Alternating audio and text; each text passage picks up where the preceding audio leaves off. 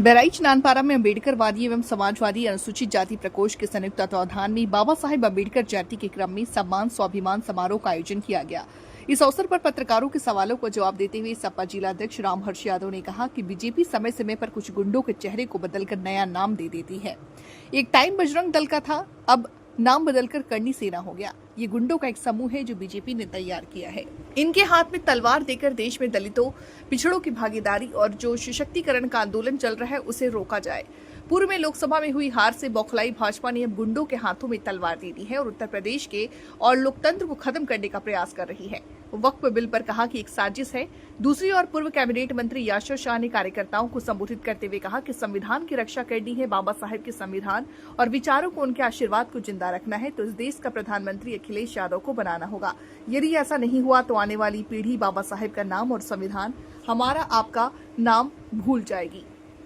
आज भी, कल भी और हमारे आने वाली 7 पुश्तों में भी अगर बाबा साहब के संविधान को, उनके विचारों को, उनके आशीर्वाद को जिंदा रखना है तो आप लोगों को अखिलेश यादव को इस देश का प्रधानमंत्री बनाना पड़ेगा। वरना आज मैं इस मंच से कह रहा हूं कि अगर ऐसा नहीं हुआ तो आने वाली पुश्तें बाबा साहब का नाम भूल जाएंगी, संविधान का नाम भूल जाएंगी, हमारा नाम भूल जाएंगी, आपका नाम भूल जाएंगी।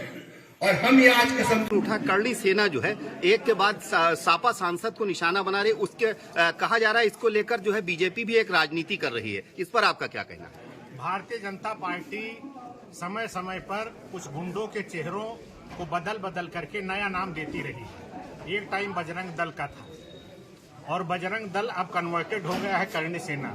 ये गुंडों का एक समूह है जो भारतीय जनता पार्टी ने तैयार किया है और इस गुंडों के समूह को ये जिम्मेदारी दी गई है कि उत्तर प्रदेश में जो दलितों, पिछड़ों की भागीदारी है, जो सशक्तिकरण का इनका आंदोलन चल रहा है, इसको किसी तरीके से रोका जाए।